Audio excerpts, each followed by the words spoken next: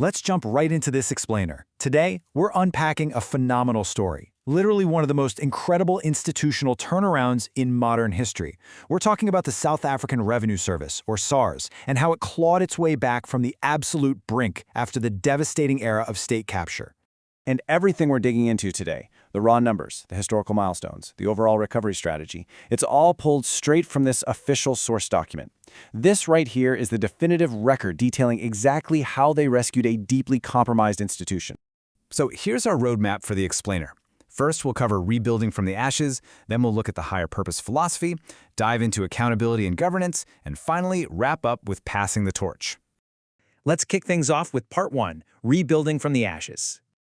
To really grasp the magnitude of this recovery, you've got to understand just how bad things were. The year is 2019. The source document literally describes the institution as being in big trouble. When Edward Kieswetter took over as commissioner following the Nugent Commission's inquiry, he didn't just find a mismanaged department, no. He inherited the fallout of almost a decade of deliberate destruction. We're talking severe political interference, deeply compromised executives. The core machinery of the state's revenue collection was effectively gutted. And the human toll? Absolutely staggering. Just look at this number, 2,000. More than 2,000 dedicated staff members jumped ship during the state capture era. Think about that for a second. When an organization bleeds that much institutional memory, that much technical skill, it doesn't just stumble, it grinds to a complete halt. So, understandably, public trust totally cratered. In 2019, it sat at a dismal 48%. Less than half the country actually trusted the people handling their tax money. But fast forward to 2026, and through an absolute overhaul of the system, they managed to pull that number up to 75%. Bouncing from 48 to 75% in just a few short years, that's not a statistical fluke. That takes massive, intentional transformation. Which brings us to part 2, the higher purpose philosophy. You can't pull off a turnaround of this scale just by changing a few rules. You have to fundamentally rewrite the culture. Edward Kieswetter anchored his leadership on this concept of a higher purpose. It's this idea that SARS isn't just some giant vacuum collecting cash. Its actual job is to enable a capable state that serves the well-being of every single South African. It's a brilliant reframe, right? Suddenly, you're not a bureaucratic rule enforcer anymore. You're a mission-driven enabler of your country's future. And hey, this wasn't just feel-good corporate buzzword stuff. It worked. This philosophy drove service levels consistently above 90%. That's what happens when you give your team a genuine why. You don't just get a temporary morale boost, you get direct, hard-hitting operational results. But Kieswetter himself, he's super quick to pass the credit. He affectionately calls the 15,000 SARS employees the real heroes. Because at the end of the day, it was those 15,000 folks who rolled up their sleeves, bought into that higher purpose, and put in the grueling daily work to fix the ship. All right, moving on to part 3, accountability and governance.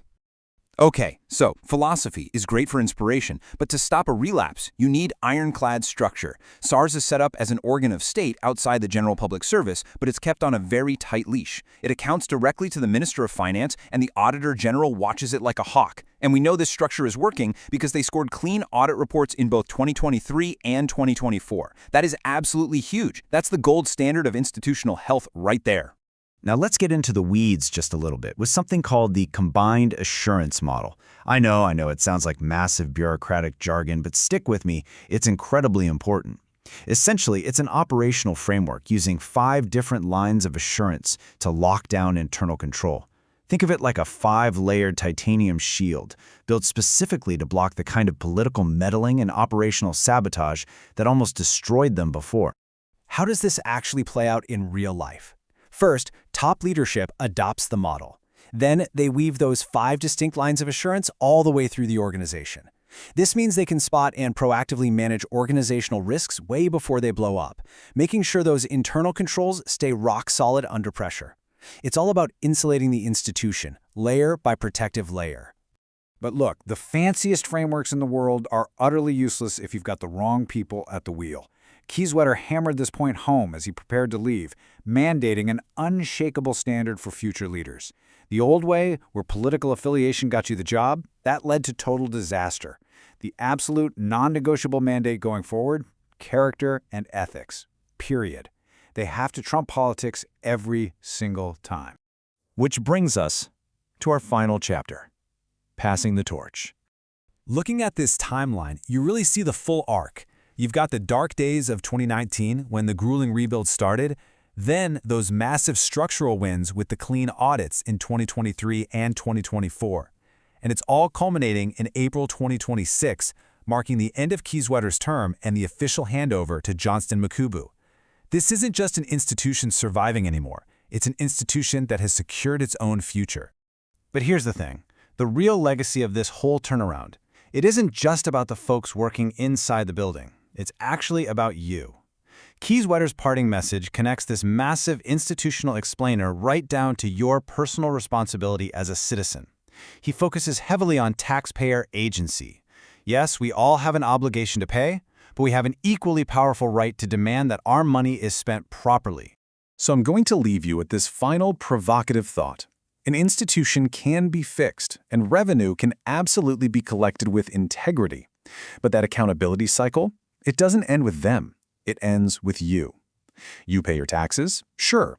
But do you demand they are spent wisely? It's a real question about your own civic agency. Thanks for diving into this explainer with me today, and I really hope this gives you something powerful to think about.